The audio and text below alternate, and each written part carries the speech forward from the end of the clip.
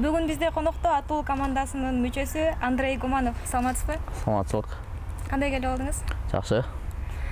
Андрей, көріп тұрасыз, таза сөйлейді екенсіз. Қанша жашыңыздан бері қырғызчаны сөйлеп келе жатасыз? Қырғызстан эми эс тарткандан баштап эле сүйлөйм. Үй бүлөдө дагы кыргызча сүйлөшөсүздөр? Үй бүлөдө орусча, кыргызча аралаштырып сүйлөйбүз. Орусча сүйлөп кээде таппай калган сөздөрдү кыргызча сүйлөп.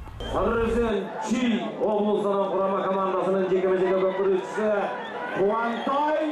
Oyun учурунда ат чуркабай калса жиниң келет, конечно. Эмнеге чуркабайт ат депчи. Бирок ал өзүңүн эмеңден болот да. Өзүң бакканыңдан, караганыңдан болот да. Если атка жаман мамиле кылсаң, ат да сага жаман мамиле кылат да.